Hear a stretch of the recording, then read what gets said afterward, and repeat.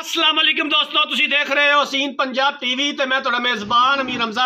दोस्तों सब तो पहले अपने चैनल हसीन पंजाब टीवी नू करो सबसक्राइब ते नाल लगे बैल दा बटन दबाओ ताकि साडी हर नई आने वाली वीडियो साडे वीरां तक आसानी नाल पहुंच सके। और तुसी वो वीडियो देखो। सब तो पहले अज ना वीरा भरावां से अनमोल तोहफा लैके हाजिर होए हैं। तीजन सूई मझ है, तीसरा सूआ सूई है, 5 कलान है माशाअल्लाह खूबसूरत है। पिछे दे 5 कलान इकट्ठा है। मेरा कैमरामैन सब तो पहले तुहानू मझ दिखांदा है, उस तो बाद पुछांगे सारिया गल्लां मालकां दे कोलों की हिसाब किताब है, किन्ना दिनां दी सूई है, किन्ना हाज़र टाइम इहदे कोले दुध है या बोला है, पिछले सूबे दा दुध दा की रिकॉर्ड सी, हुण सानू जनाब किन्ना चवाणगे। चिट्टियां अखां ने, बल्ला मत्था, सीधा जनाब चीर आंदा नक दे उत्तों, बग्गी मुछ, 5 कलान, चारे खुर सफेद ने। मझ सिर्फ एक कमी है कि पुछल दी कट्टी हुई है, वरना मझ इक्कियां आरां वाली है, एक हड्डी दी है, बरीक चमड़ी है। हवाना माशाल्लाह बड़ा खूबसूरत है। सूद या साथ तो लैके धुनी तक हवाना है। गिठ गिठ वीरले थना दे विच पूरा मुठ पर थाने। बाकी जनाब जो कुछ भी है वीरा भरावां दे सामने आ, कैमरे दी नजर है। तीसरा सूआ है, मझ सूई है बिल्कुल ताज़ा। बाकी जनाब कैमरामैन साहब करो तसलियां।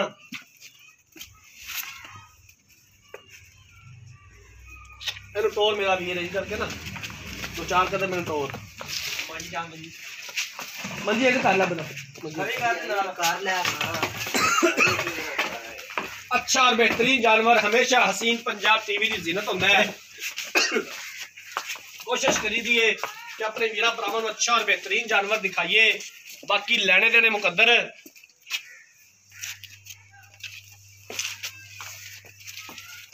मझ माशाल्लाह दुध पुत्र वाली है, जानवर देख के पता चल जाता है।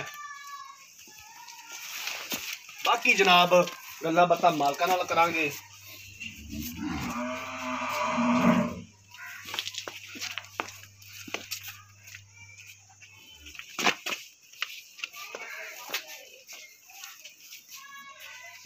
पिछे कट्टा है, कट्टा है जी, कट्टा भी दिखाया जी कैमरामैन साहब।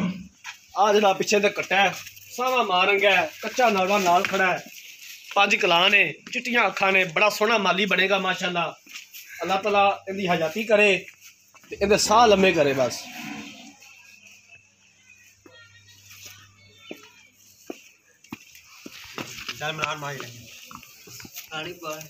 लो जनाब मझ कैमरामैन साहब ने दिखा दी है।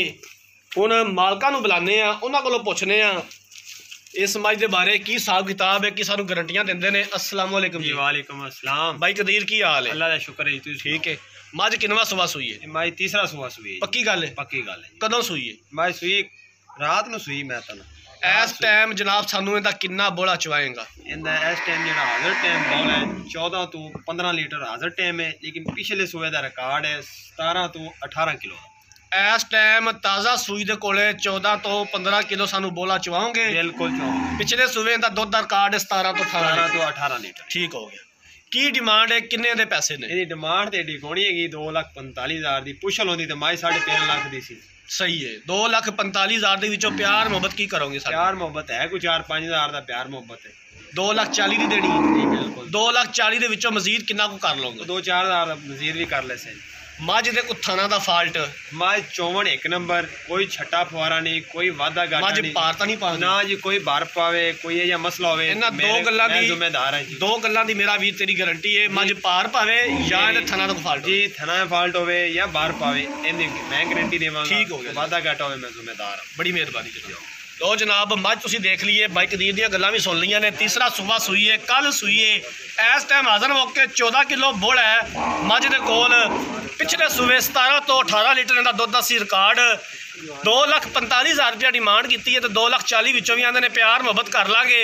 अगर किसी वीर भरा ने मझ खरीदनी है, राबता नंबर स्क्रीन के उपर शो हो रहा है 0312 612 2054। इस नंबर पर WhatsApp बनी है। असी उम्मीद करांगे कि साड़ी अज वाली वीडियो साढ़े वीरा भरावां नूं बेहद पसंद आई होगी। अगली वीडियो तक अपने मेज़बान अमीर हमजा ने दो इजाज़त। अल्लाह हाफिज़।